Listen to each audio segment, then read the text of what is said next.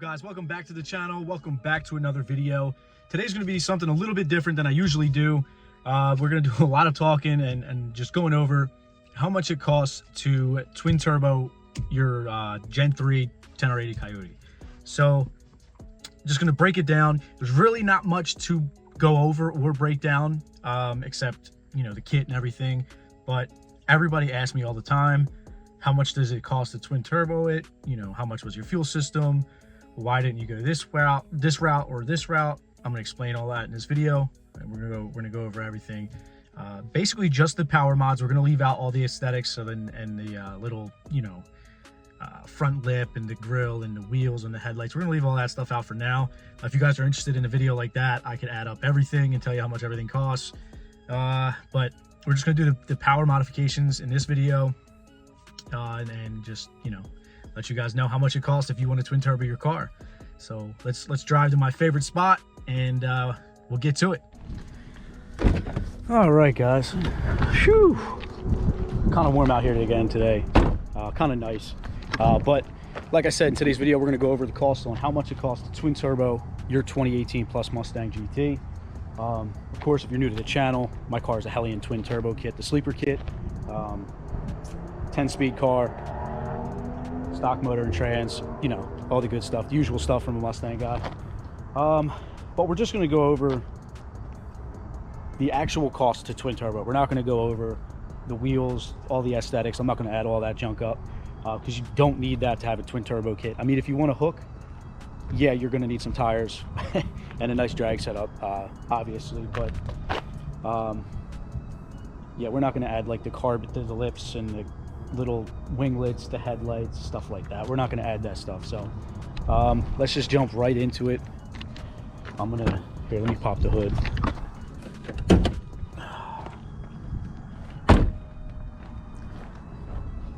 All right. Oh shit. All right, there she is. Really nothing too crazy under the hood. That's the beauty of the sleeper kits. Looks pretty average, pretty clean.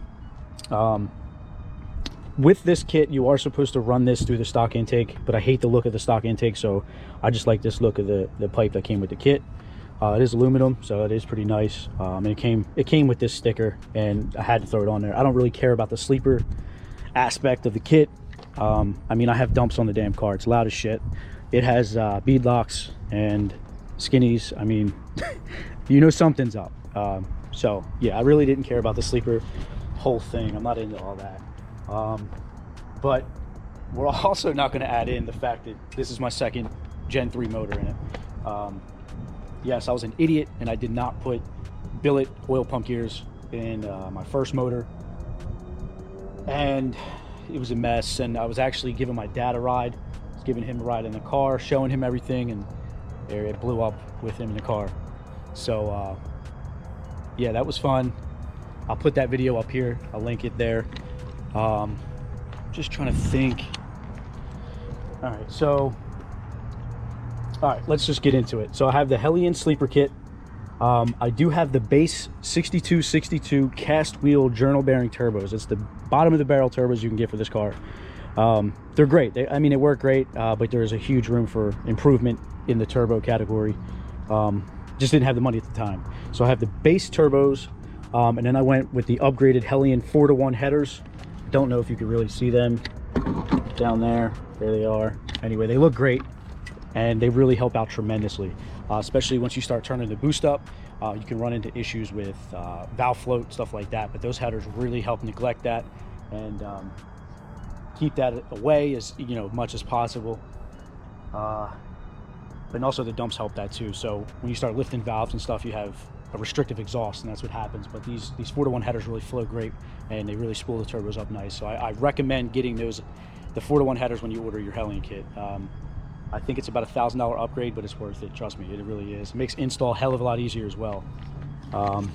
So 4-to-1 headers, and I went ahead and upgraded to the Turbo Smart eBoost 2 controller. Not really an upgrade, but it works well. I have no complaints with it. I just wish there was a way to ramp the boost in. I don't have a way of ramping it in right now, but I am going to get these steering wheel buttons that mount right here. and right here, and we're going to wire them into the controller. So what it'll allow me to do is, say I'm going to do a roll race and I want to start 3rd gear as opposed to 4th. Well, I know the car dead hooks on wastegate and around 11 to 12 pounds in 3rd gear. So what I could do is I could start in 11 or 12 pounds, and then with that button on the steering wheel, I could just click it into the next boost setting. So it'll go from 12 pounds to about 14 once I go into the next gear or whenever, and then so on. I could just keep hitting it and raising the boost as I'm driving on the fly without having to reach over and hit the up button, because I tried that multiple times and it is a little sketchy, because I gotta drive, take my eyes off the road, hit the button, come back, and it's not recommended. So I am going to get those steering wheel buttons from Motion Raceworks. They make a nice little bracket for the S550 steering wheel with a button already integrated into it, and I'll just run the wires through the dash, pull the controller out, wire it to that, and then put it back, and it'll be really nice. It'll be kind of cool too, because it's kind of like a makeshift scramble button or a makeshift boost by gear setup. I am going to do that, but you don't need that for the kit. That is totally optional if you're going to be an idiot like me and do the kind of things that I like to do with this car. You definitely will need that. Or you can just go all out and get like a boost leash controller or an AMS 2000, but that's baller, and I don't have the money for that stuff right now. So I'm going to try to make it work with what I have and see how it goes. So that is next. So I am going to get those steering wheel buttons next. But anyway, like I was saying, Hellion sleeper kit, 4-to-1 headers, base turbos with the eBoost 2 controller. That was about $8,500 for the whole kit, everything, shipped, the whole 9. So yeah, I'm in for the kit, just $8,500.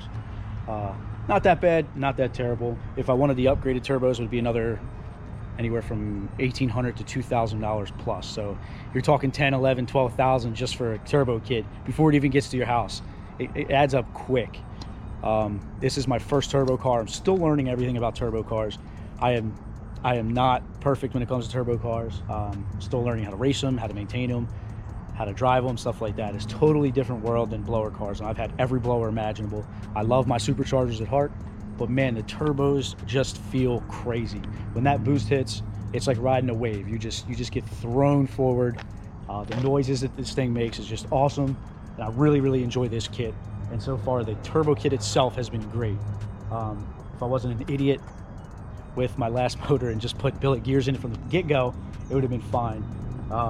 But this new Gen 3 motor has billet oil pump gears and crank sprocket from Boundary.